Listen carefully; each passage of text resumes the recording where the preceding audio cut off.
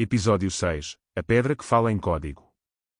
O manuelino como única linguagem artística original criada por Portugal, uma síntese deliberada de referências cristãs, islâmicas, judaico-cabalísticas e náuticas ainda não totalmente decifrada. Prólogo. A janela que ninguém pediu para explicar. Existe em tomar uma janela que os visitantes param para fotografar sem saber exatamente o que estão a fotografar. A chamada janela do capítulo, ou janela da sala do capítulo, do Convento de Cristo é uma composição escultórica de aproximadamente 4 metros de altura que cobre uma fachada externa da construção manuelina adoçada à charola templária. Para quem a vê pela primeira vez, a sensação dominante é de abundância, de uma proliferação de formas que recusa deixar qualquer superfície em branco, que ocupa cada centímetro disponível com elementos que parecem reconhecíveis individualmente mas que em conjunto resistem a uma leitura ordenada imediata. Há corais. Há cordas. Há âncoras e instrumentos náuticos. Há folhagem que parece crescer organicamente a partir da pedra. Há figuras humanas em posições que alternam entre a oração e o combate. Há a cruz da Ordem de Cristo, repetida com insistência que parece proposital.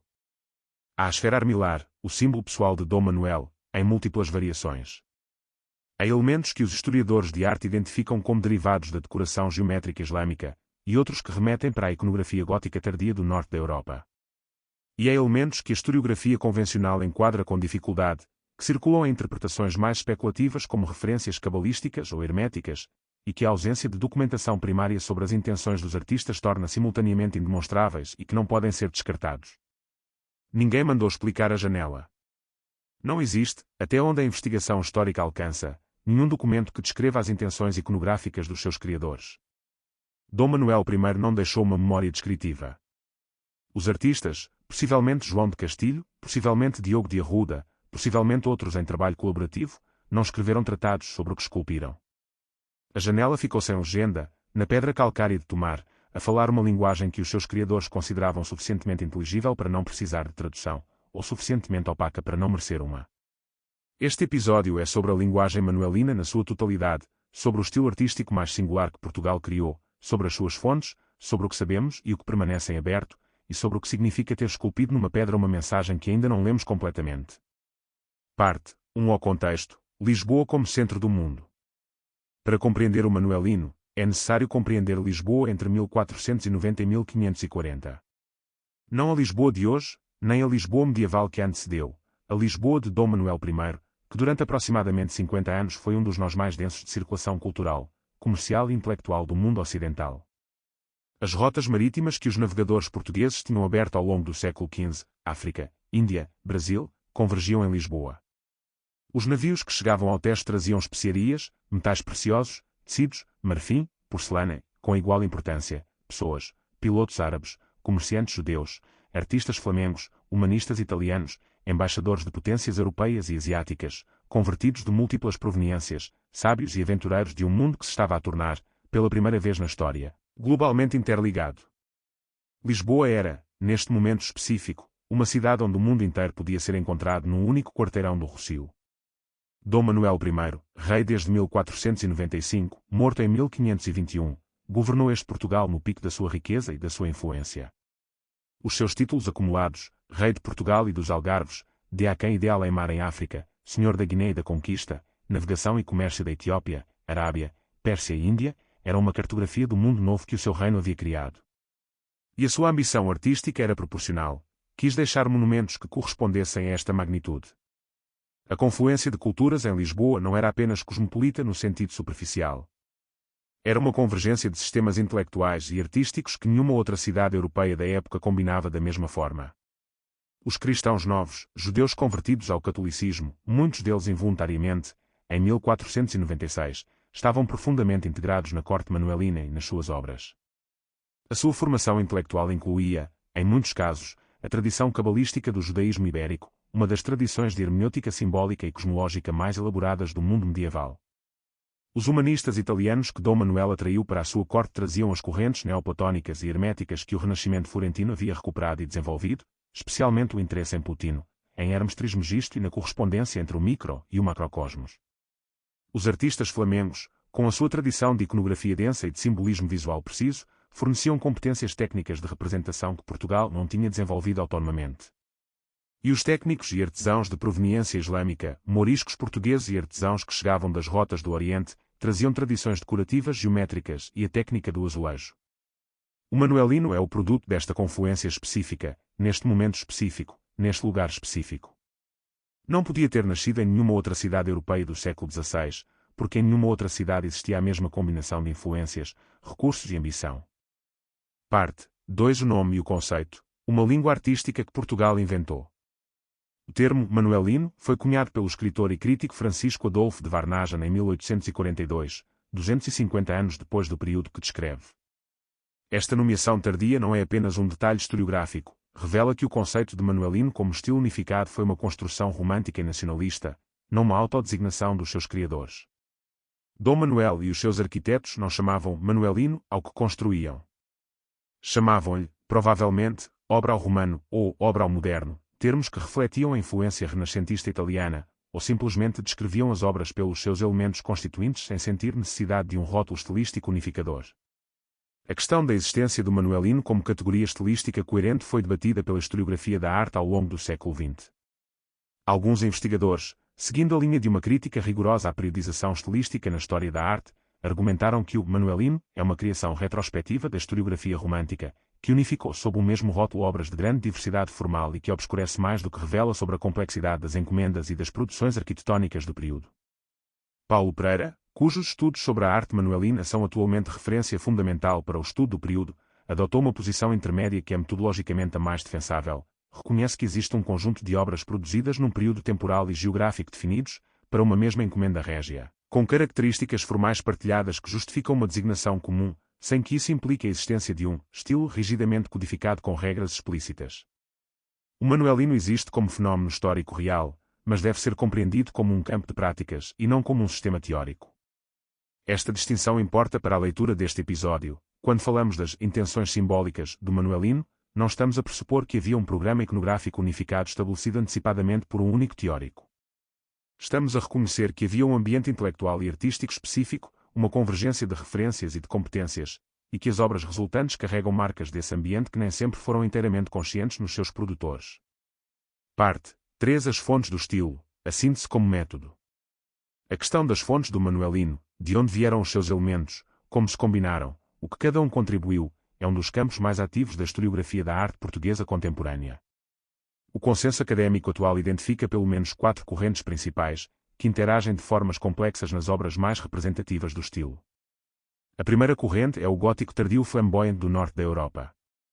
Portugal tinha contactos estreitos com a Flandres, contactos comerciais, diplomáticos e artísticos, e os arquitetos que trabalharam nas obras manuelinas mais importantes tinham formação em tradições construtivas do gótico tardio.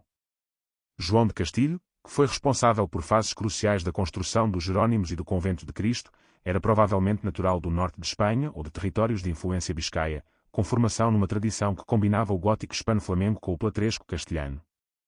A exuberância decorativa do manuelino, a tendência para cobrir superfícies com ornamento proliferante que recusa a parede nua, tem raízes diretas nesta tradição do gótico tardio que valorizava a profusão decorativa como expressão de riqueza e devoção. A segunda corrente é o Renascimento italiano, especialmente na sua variante neoplatónica e na sua valorização da geometria e da proporção como expressão da harmonia cósmica. A presença de humanistas italianos em Lisboa no período manuelino está documentada. Francisco de Holanda, que mais tarde escreverá os seus diálogos em Roma onde registra conversas com Miguel Ângelo, tem um percurso que ilustra a circulação cultural entre Itália e Portugal neste período. A esfera armilar, que se tornará o símbolo pessoal de Dom Manuel, tem uma história intelectual que vai dos astronomos árabes medievais aos construtores de instrumentos científicos do Renascimento italiano, e a sua presença obsessiva no manuelino documenta uma cultura da navegação que era também uma cultura da cosmologia e da representação do cosmos. A terceira corrente é a decoração islâmica, tanto a que chegava através dos artesãos moriscos portugueses e espanhóis que trabalhavam nas obras como a que chegava diretamente do Oriente pelas rotas que o próprio Portugal havia aberto. A geometria islâmica, os seus padrões de entrelaçado, a sua divisão do plano em figuras que tecelam sem deixar espaços vazios, está presente nas superfícies manuelinas de uma forma que vai além da simples citação decorativa. É uma lógica compositiva que organiza os elementos à superfície segundo princípios que os artesãos de tradição islâmica dominavam e que os seus colaboradores de outras tradições absorveram sem necessariamente o nomear. A quarta corrente é a que a historiografia trata com maior cautela e que este episódio deve apresentar com as devidas ressalvas, a possível contribuição de referências simbólicas da tradição cabalística judaica que os cristãos novos da corte manuelina podiam ter introduzido. Esta hipótese é a menos documentada das quatro, não por falta de plausibilidade cultural, mas por falta de fontes primárias que a confirmem diretamente. Voltaremos a ela com o cuidado que o seu estatuto epistemológico exige.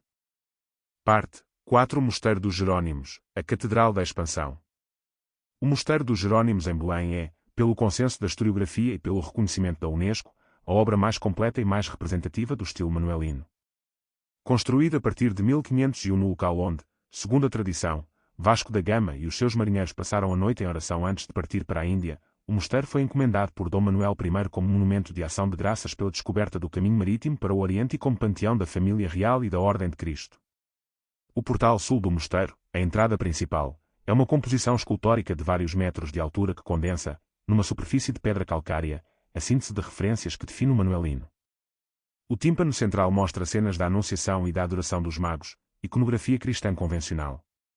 Mas os rendilhados que o enquadram combinam folhagem gótica com ornamentos em forma de corda que evocam a marinharia, com espigas de cereal que remetem para a fertilidade e a providência divina, com figuras de apóstolos e profetas inseridos em dossel arquitetónicos de uma elaboração que ultrapassa o decorativo para entrar no cosmológico.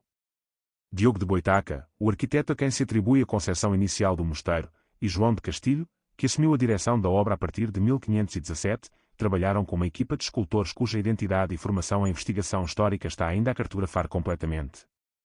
A colaboração entre artistas de diferentes origens, ibéricos, flamengos, possivelmente indianos e árabes para certas técnicas ornamentais, é documentada nas fontes de arquivo, mas difícil de atribuir com precisão a elementos específicos das obras. O claustro dos Jerónimos é, para muitos especialistas, o espaço mais equilibrado e mais completo do manuelino. Os seus arcos de volta perfeita, que introduzem o vocabulário renascentista dentro de uma estrutura gótica, são decorados com uma cadência de motivos que alternam referências náuticas, heráldicas e vegetalistas com uma regularidade que sugere um programa compositivo cuidadosamente pensado. As colunas que suportam os arcos têm fuste decorado com elementos que se enrolam como algas ou como cordas, é impossível dizer com certeza qual das duas referências domina, e esta ambiguidade pode ser deliberada. A nave da Igreja dos Jerónimos tem uma solução estrutural que os historiadores de arquitetura analisaram como um dos momentos mais originais da arquitetura portuguesa. As colunas que suportam as abóbadas de cruzaria são tão esbeltas, por comparação com as soluções góticas convencionais, que criam uma sensação de leveza estrutural que contraria a percepção habitual do gótico como arquitetura de peso e verticalidade. Esta solução foi possível graças ao conhecimento dos engenheiros que trabalharam na obra, alguns deles com formação em tradições de construção que incluíam a engenharia islâmica, que tinha desenvolvido técnicas de otimização estrutural que a arquitetura cristã medieval adotou frequentemente sem o reconhecer. Parte 5. A Torre de Belém, o ícone e os seus segredos. Se o Mosteiro dos Jerónimos é a obra mais completa do manuelino, a Torre de Belém é a mais icónica, a imagem que aparece em postais, em marcas de produtos portugueses e na iconografia turística do país com uma frequência que lhe conferiu o estatuto ambíguo de monumento ao mesmo tempo universalmente reconhecido e raramente lido. A Torre de Belém foi construída entre 1516 e 1521, provavelmente sob projeto de Francisco de Arruda, como parte do sistema defensivo da Barra do Tejo. Era uma plataforma artilharia que protegia a entrada do rio, uma função militar precisa que o manuelino decorativo não deve obscurecer. Mas a sua função militar foi desde cedo secundarizada pela sua função simbólica, a torre que se vê ao partir e ao chegar, o limiar entre o rio e o oceano, entre o protegido e o desconhecido. A decoração exterior da Torre de Belém condensa vários dos eixos simbólicos do manuelino numa superfície de dimensões relativamente limitadas. As colunas de estilo islâmico que articulam as faces externas, com os seus arcos de ferradura e as suas ventosas geométricas, documentam diretamente a influência da arquitetura árabe na linguagem formal da torre. As esferas armilares que marcam os cunhais repetem o símbolo pessoal de Dom Manuel com uma insistência que transforma a torre num objeto heráldico tridimensional. E o rinoceronte esculpido numa das gárgulas, possivelmente uma representação do rinoceronte indiano que Muzafar II tinha oferecido a Dom Manuel em 1515, que Dom Manuel remeteu para o Papa Leão X e que morreu no naufrágio da embarcação que o transportava, é um elemento que condensa, num único animal em pedra, toda a dimensão exótica e cosmopolita da Lisboa manuelina. Parte 6. A janela do capítulo, o enigma central. Nenhuma obra do manuelino concentra maior complexidade interpretativa do que a janela do capítulo do Convento de Cristo em Tomar. Já referida no episódio anterior desta série no contexto templário, merece aqui uma análise específica como problema iconográfico. A janela é frequentemente atribuída a Diogo de Arruda, que terá trabalhado nela por volta de 1510 a 1515. A atribuição não é unanimemente aceite, a questão de autoria é discutida, mas a datação aproximada tem suporte nos documentos de arquivo disponíveis. A composição organiza-se em torno de um vão retangular de janela que é envolvido por múltiplos registros de elementos escultóricos. A leitura convencional dos elementos individuais não é difícil, reconhecem-se cordas entrelaçadas, corais, raízes, âncoras, cadeias, folhagem, escudos com a cruz de Cristo, esferas armilares, elementos vegetalistas que crescem como se a pedra fosse orgânica, figuras em posições de oração ou de combate, elementos que evocam instrumentos náuticos. O que é difícil é ler a composição como um todo, encontrar o princípio organizador que transforma a proliferação de elementos numa mensagem coerente. A historiografia da arte identificou pelo menos 4 registros interpretativos que coexistem na literatura académica, com graus de certeza e de suporte documental muito diferentes. A leitura imperial, a mais estabelecida e a mais diretamente suportada pelo contexto histórico, interpreta a janela como celebração do poder de Dom Manuel e de Portugal que ele governa. A esfera armilar é o domínio sobre o cosmos, a cruz de Cristo é a missão religiosa do reino, os elementos náuticos são um instrumento do poder imperial, as cordas e as cadeias são as ligações que o império mantém com o mundo. Nesta leitura, a janela é um monumento de propaganda política e religiosa, é extraordinariamente elaborado, visualmente impressionante, mas fundamentalmente legível dentro das convenções simbólicas da época. A leitura religiosa, que se sobrepõe parcialmente à imperial, enfatiza as referências à paixão de Cristo que alguns investigadores identificam na composição. As cordas que atam o centro da composição evocariam as cordas com que Cristo foi amarrado, certos elementos vegetalistas corresponderiam à coroa de espinhos, a estrutura geral seria uma meditação sobre o sofrimento redentor em chave simbólica.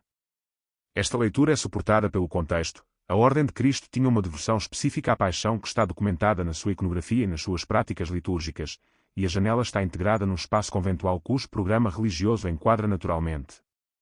A leitura naturalista, desenvolvida especialmente por Paulo Pereira e outros historiadores de arte que trabalharam a dimensão cosmológica do Manuelino, interpreta a janela como uma representação do cosmos como texto divino.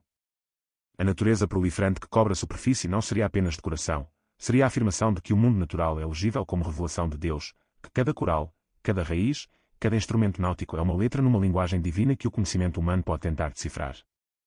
Esta leitura conecta o Manuelino com as correntes intelectuais do Renascimento que valorizavam o livro da natureza como complemento do livro da Escritura, e que encontravam no estudo do mundo natural uma forma de teologia natural. A leitura iniciática, a menos mainstream academicamente mas a que esta série deve tratar com honestidade intelectual, propõe que certos elementos da composição remetem para tradições simbólicas que não se explicam completamente dentro do universo cristão convencional, e que encontram paralelos em sistemas herméticos, neoplatónicos e cabalísticos que circulavam no ambiente intelectual da Lisboa manuelina. Esta leitura não é proposta pela historiografia académica convencional como interpretação dominante, mas está presente em trabalhos de investigadores sérios que a apresentam como hipótese de trabalho, não como certeza estabelecida. Parte 7. O ambiente intelectual, cristãos novos, humanistas e o possível influxo hermético. A questão de se o ambiente intelectual manuelino pode ter influenciado a iconografia das obras, e particularmente da janela do capítulo, é uma questão que a historiografia não fechou, e que merece ser tratada com a seriedade que a sua plausibilidade cultural exige. Os cristãos novos na corte de Dom Manuel são um facto histórico documentado. A conversão forçada de 1496 não eliminou, e não podia eliminar, a formação intelectual que as comunidades judaicas portuguesas tinham desenvolvido ao longo de séculos. A Cabala, o sistema de hermenêutica simbólica da tradição mística judaica, era uma das correntes intelectuais mais sofisticadas da Península Ibérica medieval. Os sábios cabalistas portugueses e castelhanos tinham desenvolvido, nos séculos anteriores à expulsão, tradições de interpretação simbólica do texto bíblico e do cosmos que partilhavam, em aspectos significativos, as preocupações das correntes herméticas e neoplatônicas que o Renascimento italiano estava simultaneamente a recuperar. Esta convergência, entre a cabala judaica e o neoplatonismo cristão do Renascimento, não é uma especulação esotérica moderna. É um facto histórico documentado pela historiografia da filosofia, a cabala cristã, que autores como Giovanni Pico della Mirandola desenvolveram em Florença nos anos de 1480 a 1490, era uma síntese deliberada entre tradição cabalística judaica e filosofia neoplatônica cristã, com o objetivo de encontrar fundamentos universais da religiosidade que transcendessem as fronteiras confessionais. Pico della Mirandola, que apresentou as suas 900 teses em Roma em 1487, é o caso mais conhecido desta síntese, mas circulava numa rede de sábios que incluía humanistas que tinham contactos com a corte portuguesa. A questão não é, portanto, Se era possível que elementos de tradição cabalística ou hermética influenciassem a iconografia de obras encomendadas numa corte onde cristãos novos com formação cabalística trabalhavam lado a lado com humanistas de formação neoplatónica. Claramente era possível, o ambiente intelectual tornava-o não apenas possível mas provável. A questão é se existem evidências específicas e suficientes para afirmar que determinados elementos da janela do capítulo ou de outras obras manuelinas foram intencionalmente concebidos para comunicar referências cabalísticas ou herméticas específicas. É aqui que a honestidade intelectual obriga à reserva. As interpretações que identificam na janela do capítulo referências à árvore da Sefirot-cabalística, ou ao sistema de correspondências herméticas entre macro e microcosmos, ou à geometria sagrada de tradição pitagórica, são propostas como leituras possíveis de elementos visuais que também têm explicações mais parcimoniosas dentro da tradição iconográfica cristã convencional. A regra metodológica da parcimónia, quando duas explicações são igualmente compatíveis com a evidência disponível, preferir a mais simples, favorece as leituras convencionais. Mas a regra da parcimónia não é absoluta. Quando o contexto histórico torna a explicação mais complexa genuinamente plausível, ignorá-la seria uma forma diferente de desonestidade intelectual. O estado do debate académico sobre esta questão é, honestamente, o seguinte: não existe prova positiva de que a iconografia manuelina incorpora referências cabalísticas ou herméticas deliberadas. Existe plausibilidade cultural considerável de que o ambiente intelectual em que as obras foram concebidas era suficientemente permeável a essas correntes para que elas pudessem ter tido algum papel. E existe a ausência de documentação primária que tornaria esta questão definitivamente resolvível. Parte 8. A esfera armilar, cosmologia como poder. De todos os elementos iconográficos do Manuelino, nenhum é mais carregado de significação do que a esfera armilar, e nenhum ilustra melhor a complexidade dos níveis de leitura que o estilo comporta. A esfera armilar era um instrumento científico, um modelo tridimensional da esfera celeste, com círculos que representavam os grandes círculos astronómicos, equador, eclíptica, meridianos, e que servia para medir posições de estrelas e para resolver problemas de astronomia esférica. Foi usada pelos navegadores portugueses como instrumento de navegação e para o cálculo da latitude solar. Neste sentido, a sua presença no Manuelino documenta diretamente a cultura náutica e científica do Portugal dos descobrimentos. Mas Dom Manuel adotou a esfera armilar como símbolo pessoal, aparecendo em documentos, em selos, nas armas reais, muito antes de ser simplesmente um instrumento náutico.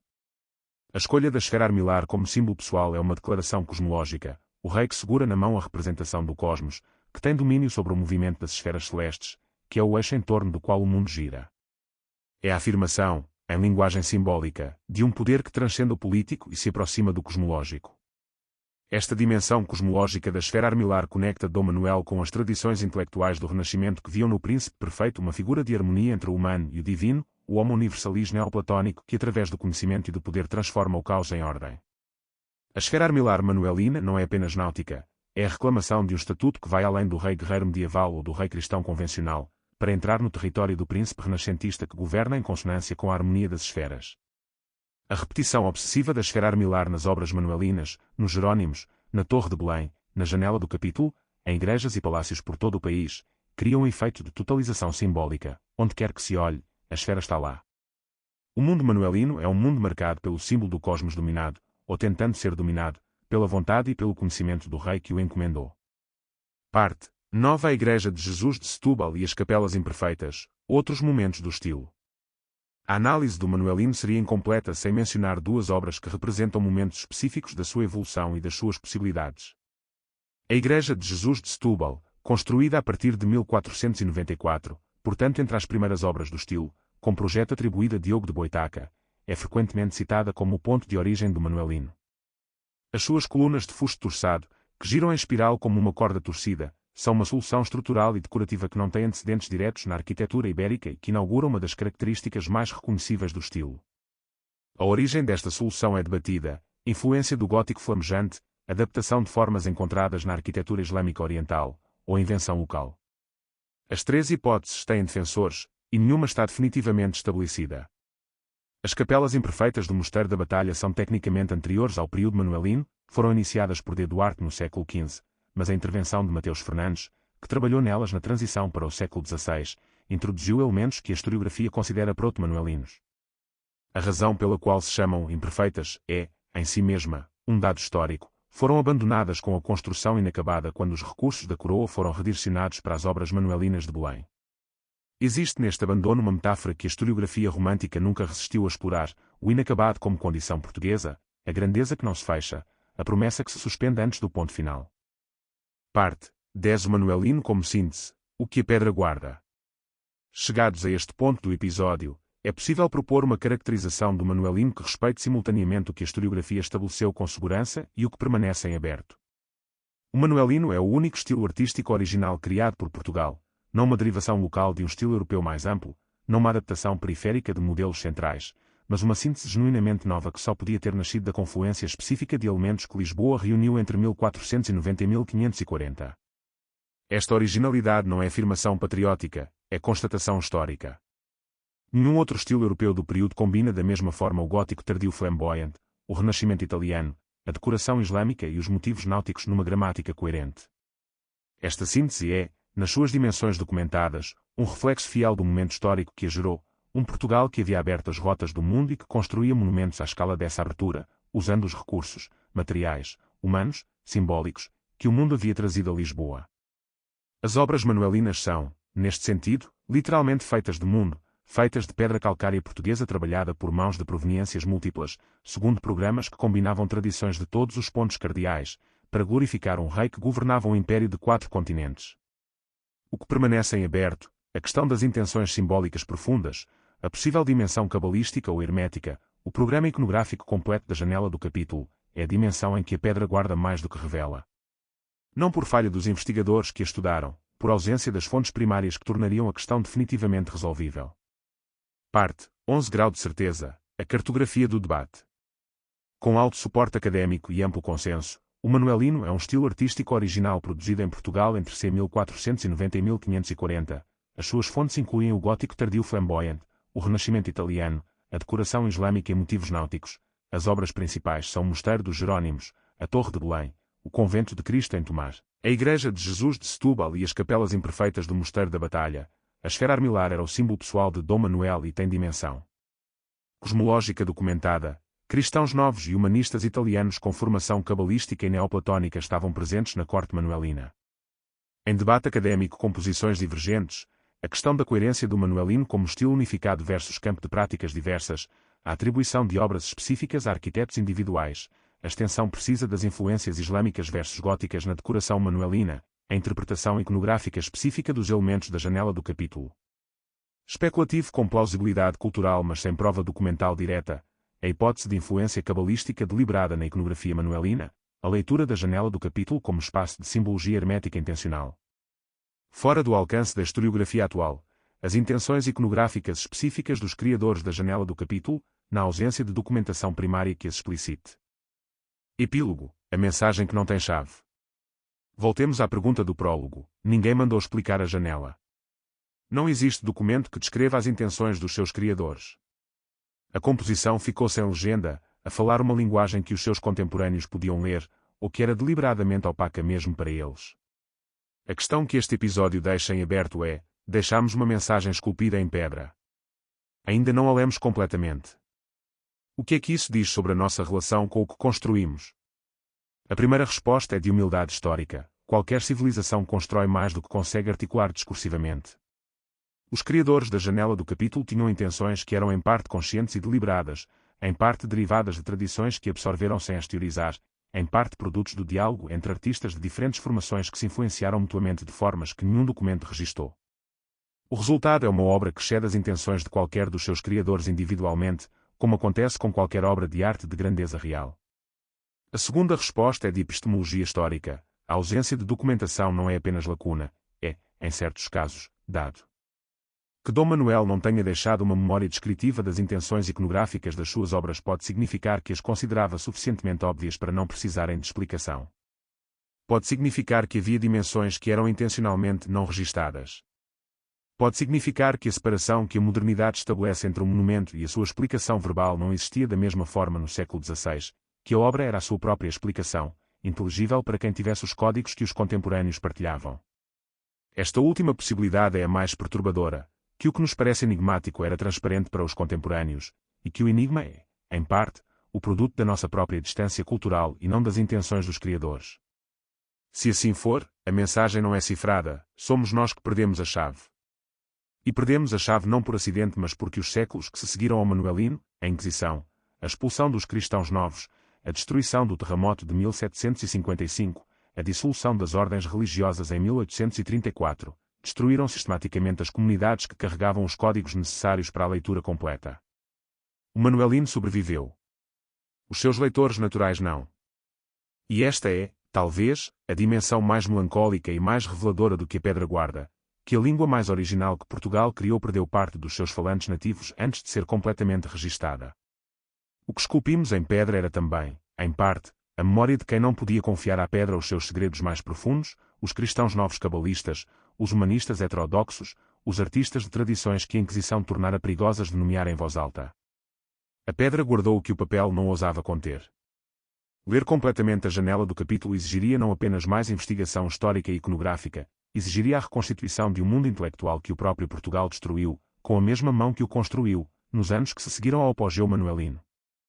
Esta é a ironia final do episódio. O país que criou a linguagem mais original da sua história, destruiu, através da Inquisição e das suas políticas de pureza de sangue, parte das comunidades que contribuíram para essa linguagem que seriam os seus leitores mais competentes. A pedra ficou. A mensagem continua incompleta.